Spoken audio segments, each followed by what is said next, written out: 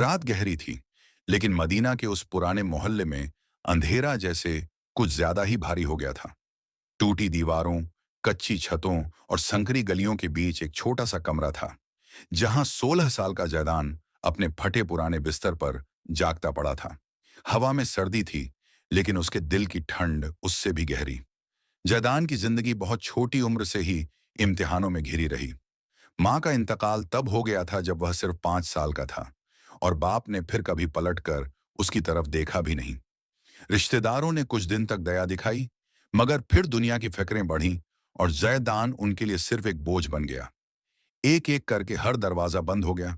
कोई कहता हमारे पास खर्चा नहीं, कोई कहता लड़का बिगड़ जाएगा, कोई कहता हमें अपने बच्चे संभालने मुश्किल हैं। धीरे धीरे लोगों की नजरों में वह एक ऐसा इंसान बन गया जिसे कोई नहीं चाहता था। गलियों में बच्चे उसे देखकर हंसते थे, बड़े लोग ताने देते, देखो फिर यही आवारा घूम रहा है, इससे दूर रहा करो, मुसीबत का घर है। कभी कभी तो बाजार वालों से यह तक सुनना पड़ता, ये वही लड़का है जिसे सबने ठुकरा दिया है। इन शब्दों ने उसके सीने में ऐसे घाव छोड़े जहां कोई मरहम नहीं लगता था। मगर दुनिया की बेजारी, तानों और ठुकराव के बीच भी उसके अंदर कहीं एक छोटी सी लौ बची हुई थी। एक उम्मीद की कि अल्लाह शायद उससे नफरत नहीं करता। मगर जब हालात बार बार उसे गिराते थे, वह भी कभी कभी सोचता, क्या मैं वाकई किसी काम का नहीं? क्या मैं बस गलती ही हूं? उस रात भी यही सवाल उसके अंदर कांटों की तरह चुभ रहे थे। आसमान से ठंडी हवा चल रही थी और छत के एक कोने से पानी टपक रहा था। उसके बिस्तर में सिर्फ एक पतला सा कंबल था, जिससे ठंड टल नहीं रही थी। वह करवट बदलकर ऊपर फटी छत को देखने लगा। ऐ अल्लाह, क्या मैं वाकई अकेला हूं? आंसू बिना आवाज के उसके गाल से होकर बिस्तर पर गिरने लगे। वह उस मोहल्ले का अनचाहा बच्चा था, मगर उसका दिल किसी बूढ़े आदमी की तरह थक चुका था। उसी वक्त बाहर से किसी के कदमों की धीमी सी आहट आई। फिर किसी ने उसके दरवाजे पर दस्तक दी, बहुत हल्की, जैसे कोई डर रहा हो कि कहीं दरवाजा टूट न जाए। जैदान चौंक कर उठ बैठा। इतनी रात में कौन आ सकता है? वह दरवाजे तक गया और उसकी दरार से बाहर झांका। गलियारे में एक दुबला पतला बूढ़ा खड़ा था, हाथ में एक पुराना चिराग लिए। हजरत यूसुफ साहिब, जो मस्जिद के पास रहने वाले इल्म वाले बुजुर्ग थे। मोहल्ले में सब उनका एहतराम करते थे, लेकिन जैदान को हमेशा लगता था कि वह भी बाकी लोगों की तरह उसे नापसंद करते होंगे, इसलिए वह उनसे दूर ही रहता था। बूढ़े ने फिर से नरमी से दस्तक दी। बेटा, दरवाजा खोलो। जैदान की सांस जैसे अटक गई। दिल में डर भी था और हैरानी भी। उसने धीरे धीरे किवाड़ खोला। यूसुफ साहब ने रस्सी की थैली आगे बढ़ाई। ये लो, सोचा तुम शायद खाना नहीं खा पाए होंगे। जैदान की आंखें फैल गईं। यह पहली बार था जब किसी ने उसे रात के इस वक्त कुछ देकर याद किया था। वह धीमी आवाज में बोला, आप मुझे क्यों लेकर आए? बूढ़े की आंखों में एक अजीब सी चमक थी, नफरत की नहीं, रहमत की। क्योंकि बेटा, लोग जिसे ठुकराते हैं, अल्लाह उसे कभी नहीं भूलता। और शायद आज रात अल्लाह ने मुझे तुम्हारे पास भेजा है। जैदान के दिल की दीवारें जैसे एक क्षण में टूट गईं। उसने थैली थामते हुए पहली बार महसूस किया कि उसके अंदर जो दर्द जमा था, कोई उसे देख भी रहा है, समझ भी रहा है। यूसुफ साहब ने उसकी तरफ देखते हुए कहा, तुम्हें अगर मंजिल चाहिए तो बस एक कदम चलना होगा, बाकी का रास्ता अल्लाह आसान कर देगा। दुनिया तुम्हें चाहे जितना ठुकराए, मगर हकीकत यह है कि अल्लाह अपने चुनिंदा बंदों की जिंदगी ऐसे ही इम्तिहानों से शुरू करता है। जैदान की आंखें भर आईं। उसने इतने सालों में पहली बार किसी की बात में सुकून पाया। यूसुफ साहब ने जाते जाते एक और बात कही, ऐसी बात जिसने जैदान की पूरी जिंदगी बदलनी थी। तुम्हारा असली सफर अब शुरू होने वाला है। तुम सिर्फ दुनिया के ठुकराए नहीं, तुम अल्लाह के चुने हुए हो। उनके जाते ही जैदान दरवाजे के पास बैठ गया, थैली हाथ में लिए, और रात के अंधेरे में वह जुमला एक बार नहीं, 100 बार दोहराया, अल्लाह के चुने हुए। उसे नहीं पता था कि आने वाले 8 भागों में अल्लाह उसे किस तरह उठाएगा, उसके आंसू किस तरह रहमत में बदलेंगे, और वह ठुकराया हुआ लड़का किस तरह लोगों की आंखों का नूर बन जाएगा। लेकिन आज की रात उसकी नई किस्मत की पहली रात थी। सुबह की हल्की रोशनी जैदान की कमरे की टूटी खिड़की से अंदर फैलने लगी थी। रात का सन्नाटा अब धीरे धीरे मुज्जिन की नम्र आवाज में घुल रहा था। अस्सलातु खैरुम मिनन नौम। जैदान की आंखें खुलीं, मगर दिल में पहली बार एक ऐसी गर्मी थी जो उसे पहले कभी महसूस नहीं हुई थी। वह धीरे से बैठ गया। रात यूसुफ साहब की बातें उसके दिल में अब भी किसी रोशनी की तरह जग रही थीं। वह थैली अभी भी उसके पास रखी थी और जैदान सुबह सुबह उसे देखकर जैसे खुद को याद दिला रहा था कि दुनिया ने चाहे कितना भी उसे अकेला छोड़ा हो, अल्लाह ने उसे नहीं छोड़ा। वह उठकर बाहर निकला। गलियारे की मिट्टी ठंडी थी, मगर उसके कदम हल्के थे। मस्जिद की तरफ जाते हुए उसे पहली बार ऐसा लगा कि वह किसी के बुलावे पर जा रहा है, किसी ऐसे के जो उससे नाराज नहीं, बल्कि उसे अपने करीब बुला रहा है। जब वह मस्जिद पहुंचा तो फज्र की नमाज खत्म होने को थी। लोग दुआएं मांग रहे थे। जैदान दरवाजे पर खड़ा रहा। वह अंदर आना चाहता था, लेकिन हिचकिचाहट रोक रही थी। वह वही लड़का था जिसे हर कोई नजरअंदाज करता था। तो क्या मस्जिद भी उसे जगह देगी?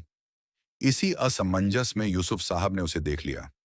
आओ बेटा, अंदर आओ। नमाज में देर तो हो गई, लेकिन रहमत के दरवाजे कभी बंद नहीं होते। उनकी आवाज में ऐसी नरमी थी कि जैदान का दिल पिघल गया। वह सावधानी से अंदर आया और एक कोने में बैठ गया। नमाज के बाद लोगों की भीड़ निकलने लगी, लेकिन जैदान की आंखें सिर्फ एक चेहरे को ढूंढ रही थीं, यूसुफ साहब। वह धीरे से उनके पास पहुंचा।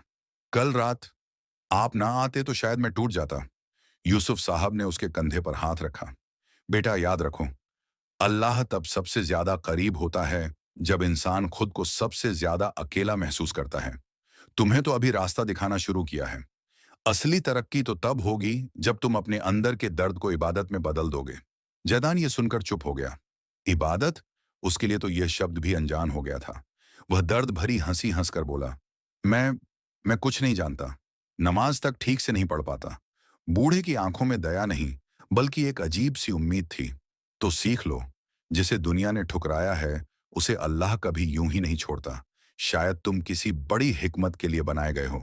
यह सुनकर जैदान का दिल किसी अनजाने सुकून से भर गया। उस दिन पहली बार यूसुफ साहब उसे अपने घर ले गए। घर छोटा था, मगर उसमें ऐसी बरकत थी जो बड़े बड़े मकानों में भी नहीं मिलती।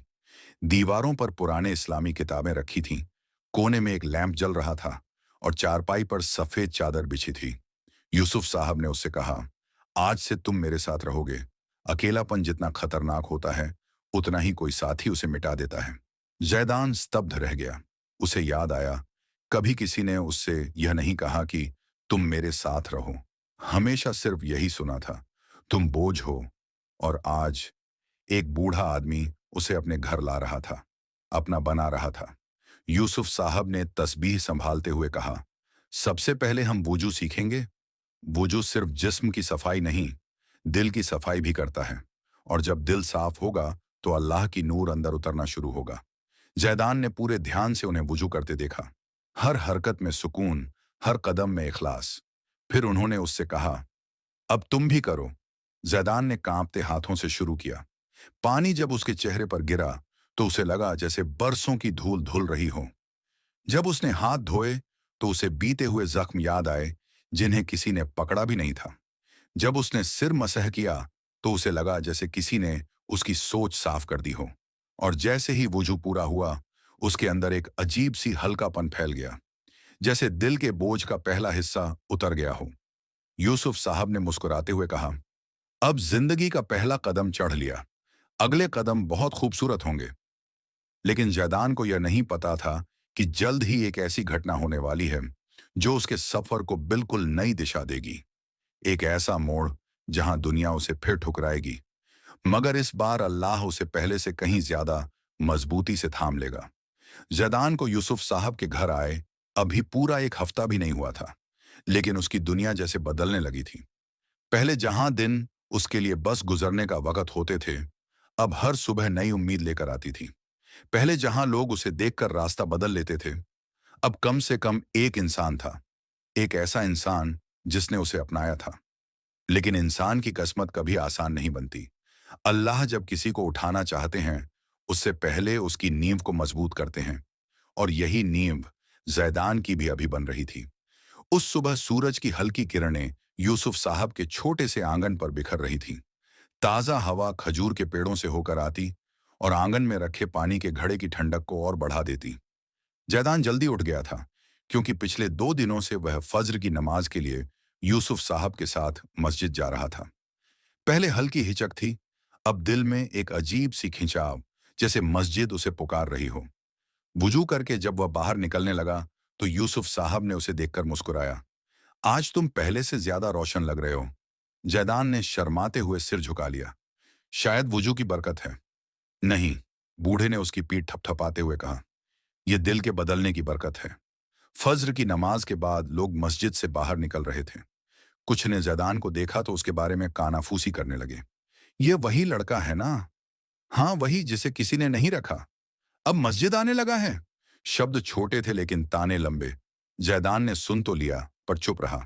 पहले ऐसे तानों से वह टूट जाता था, मगर आज उसने पहली बार महसूस किया कि उसके अंदर कुछ बदल रहा है।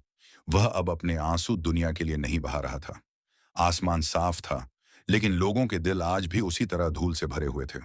जैदान और यूसुफ साहब मस्जिद से लौट रहे थे कि अचानक पास ही एक दुकानदार ने आवाज लगाई, ए लड़के, तुम! जैदान रुक गया। दुकानदार गुस्से में बाहर आया। कल रात मेरी दुकान के पीछे कुछ सामान गिरा हुआ था और तुम उसी वक्त उस तरफ जाते दिखाई दिए थे। साफ साफ बताओ, कुछ उठाया क्या? आवाज इतनी तेज थी कि आसपास के लोग जमा होने लगे। जैदान का चेहरा सफेद पड़ गया। मैंने मैंने कुछ नहीं लिया। लेकिन किसी ने उसकी बात सुनी ही नहीं। भीड़ से आवाजें उठने लगीं। अरे, यह वही लड़का तो है। ये पहले भी चीजें उठाता था। यही चोर होगा। जैदान के कान जैसे सुन्न होने लगे। उसे लगा जैसे फिर वही पुराना अंधेरा उसे घेर रहा है। फिर वही दुनिया का ठुकराना, फिर वही आरोप, फिर वही अकेलापन। यूसुफ साहब आगे बढ़े और बड़े सुकून से बोले, क्या किसी ने इसे चोरी करते देखा? सब खामोश। किसी ने नहीं देखा था। सिर्फ शक था जैदान पर, हमेशा की तरह। दुकानदार थोड़ा झेंप गया पर बोला, नहीं देखा। मगर, यूसुफ साहब ने बात काट दी, मगर एक अनाथ बच्चा होने की वजह से तुमने उसी पर उंगली उठा दी? भीड़ का शोर धीमा होने लगा। जैदान ने पहली बार महसूस किया कि कोई उसके लिए खड़ा हुआ है। कभी किसी ने उसका बचाव नहीं किया था। यूसुफ साहब ने दुकानदार से कहा, चलो, तुम्हारी दुकान का सारा सामान अभी देख लेते हैं। अगर कुछ कम है तो हम मदद करेंगे ढूंढने में। सभी लोग दुकान की तरफ चल पड़े। काफी देर तक सामान गिना गया, हर शेल्फ देखी गई और आखिर में दुकानदार का चेहरा उतर गया। कुछ भी गायब नहीं था। जैदान एक जगह स्थिर खड़ा रहा। उसे राहत नहीं मिली, बल्कि दर्द मिला। उसके चरित्र पर शक करना लोगों के लिए कितना आसान था। दुकानदार बोला, शायद मेरी गलती थी, मैं बस डर गया था। यूसुफ साहब ने गहरी सांस ली और कहा, डरना ठीक है, लेकिन बेगुनाह पर इल्जाम लगाना ठीक नहीं। और अगले वक्त याद रखना, जिसे तुम कमजोर समझते हो सकता है अल्लाह उसी को तुम्हें माफ करने की ताकत दे। लोग धीरे धीरे वहां से हटने लगे। जैदान वहीं खड़ा रहा, चेहरा झुका हुआ, दिल में एक भारी सन्नाटा। जब सभी चले गए तो जैदान फूट पड़ा। उसकी आवाज कांप रही थी, मैं जितना भी बदलने की कोशिश करता हूं, लोग फिर भी मुझे बुरा ही समझते हैं। क्या मैं कभी इस साए से निकल पाऊंगा? यूसुफ साहब ने उसे अपने पास बैठाया। बेटा, सुना है ना, अल्लाह जब किसी को अपनी तरफ खींचते हैं, सबसे पहले दुनिया को उससे दूर कर देते हैं। लोग तुम्हारी इम्तिहान का हिस्सा हैं। तुम अगर टूटे नहीं तो देखना, अल्लाह तुम्हें वहीं खड़ा करेगा जहां आज वही लोग पहुंच भी नहीं पाएंगे। जैदान ने आंसू पोंछे। उसकी आंखों में दर्द था, लेकिन उस दर्द की तह में अब एक नई चमक थी। एक ऐसी चमक जो बताती थी कि उसका सफर किसी बहुत बड़े मकसद की तरफ बढ़ रहा है। लेकिन वह नहीं जानता था कि शाम तक एक ऐसी घटना होने वाली है जो उसकी कहानी को अगले मोड़ पर ले जाएगी। एक ऐसा मोड़ जहां उसे पहली बार समझ आएगा कि अल्लाह सच में उसके साथ है। दोपहर ढल चुकी थी। जैदान अब भी उस सुबह की भीड़, ताने और आरोपों के शोर से बाहर नहीं निकल पा रहा था।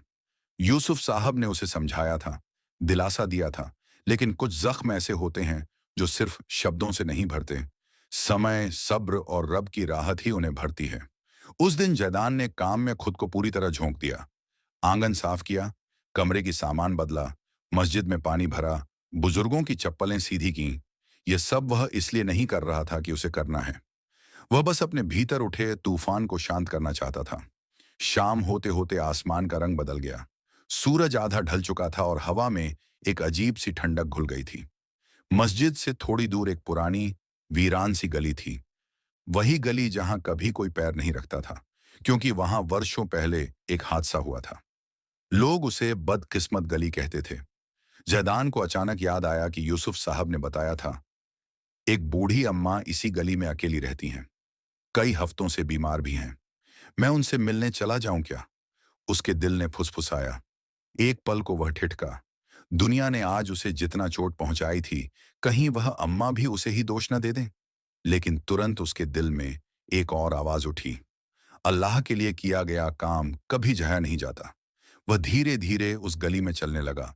गली सुनसान थी, दीवारें टूटी हुई, जमीन पर सूखे पत्ते और हवा में अजीब सी गूंज। गली के आखिर में एक छोटा सा मिट्टी का कमरा था। खिड़की से पीली कमजोर रोशनी बाहर झांक रही थी। जैदान ने दरवाजा खटखटाया। कुछ सेकंड बाद एक भारी धीमी आवाज आई।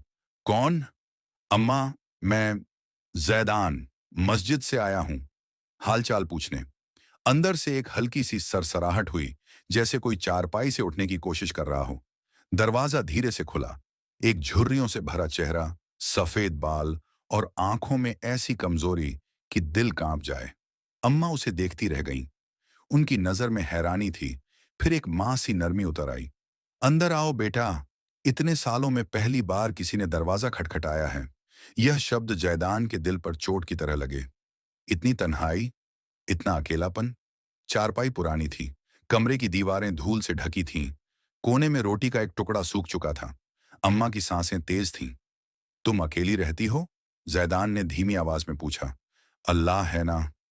अम्मा मुस्कुराईं। लोग तो बस अपने काम में लगे होते हैं, बूढ़ों को कौन पूछता है? यह सुनकर जैदान की आंखें भर आईं।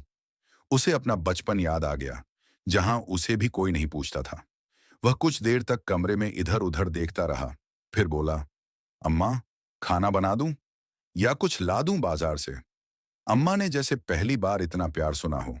उनकी आंखें नम हो गईं। अगर तुम इतना कर दो तो मैं तुम्हें अपनी दुआओं में लिख लूंगी बेटा। जैदान तुरंत बाहर निकला। पहली बार उसके कदमों में डर नहीं, एक जिम्मेदारी थी, अल्लाह के लिए की जाने वाली। उसने बाजार से सब्जियां लीं, रोटी खरीदी, दवा भी और पानी का नया घड़ा भी। वापस पहुंचा तो अम्मा उसके इंतजार में बैठी थीं। वह उनके लिए खाना बनाता रहा और अम्मा उसे देखती रहीं, जैसे कोई माँ अपने खोए बेटे को पाकर देखती है। जब खाना तैयार हुआ, जैदान ने उन्हें पहले निवाला खिलाया। अम्मा की आंखों में चमक लौट आई। बेटा, तुम कौन हो? तुम्हें किसने भेजा? जैदान ने चुपचाप कहा, मुझे किसी ने नहीं भेजा, बस दिल ने कहा कि आ जाओ। अम्मा ने उसका हाथ पकड़ लिया। बेटा, जिसे दुनिया छोड़ देती है, उसे अल्लाह किसी न किसी का सहारा जरूर बना देता है। ये शब्द ऐसे थे जैसे अल्लाह की तरफ से जवाब आया हो। दिन भर के दर्द पर मरहम। लेकिन उसी वक्त कमरे के बाहर अचानक कुछ लोगों की आवाजें आईं।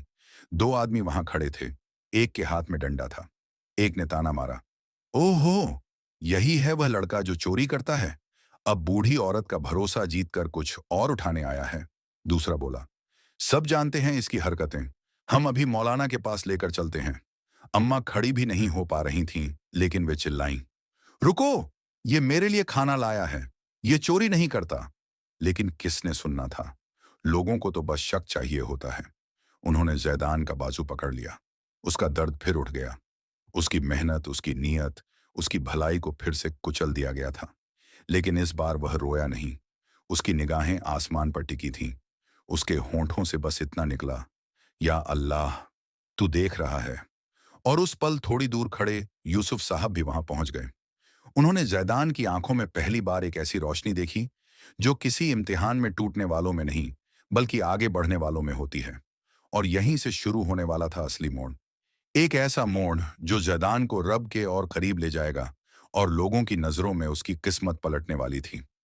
गली में जुटी भीड़, जैदान का हाथ पकड़े खड़े दो आदमी और वह बूढ़ी अम्मा की कांपती आवाज, ये सब मिलकर एक अजीब सा तूफान खड़ा कर चुके थे। लेकिन इस तूफान में एक व्यक्ति ऐसा था जो हमेशा की तरह खामोशी से सही के लिए खड़ा होने आया, यूसुफ साहब। उन्होंने जैसे ही देखा कि दो आदमी जैदान को घसीट रहे हैं, उनकी आंखों में एक ऐसी नाराजगी उभरी जो आम तौर पर बेहद शांत रहने वाले बुजुर्गों में कम ही दिखती है। हाथ छोड़ो लड़के का, उन्होंने इतनी मजबूती से कहा कि दोनों आदमी ठिठक गए। एक आदमी ने तंज कसते हुए कहा, हाजी साहब, आप नहीं जानते यह कैसा लड़का है। इसके जैसे मस्जिद में नहीं रहते। चोरी, झूठ सब आता है इसे। यूसुफ साहब एक कदम आगे बढ़े। और ये इल्जाम किसने देखा? दोनों चुप, भीड़ भी खामोश। सिर्फ हवा की आवाज और दूर खड़े अजीब से कौवों की कांव कांव सुनाई दे रही थी। फिर दूसरे आदमी ने कमजोर बचाव दिया, हमने तो बस सुना था, गली वालों की बातें हैं, इसके ऊपर कई पुराने आरोप हैं। यूसुफ साहब ने गहरा सांस लिया। किसी का अतीत अगर गंदा था तो क्या उसे बदलने का हक नहीं? और अगर बदला हो तो क्या इंसान जमीन से आसमान तक का सफर नहीं कर सकता? अल्लाह किसे उठाएगा, ये लोग तय नहीं करते। उन्होंने जैदान के कंधे पर हाथ रखा। जिस लड़के ने अभी अभी एक बूढ़ी औरत को खाना खिलाया, घर साफ किया, दवा दी, क्या वह चोरी करने आएगा? अम्मा ने कांपते हुए कहा, मुझे तो ये फरिश्ते जैसा लगा, और तुम इसे चोर कहते हो? भीड़ धीरे धीरे पीछे हटने लगी। कुछ लोग बुदबुदाए, हम शायद गलत समझ बैठे।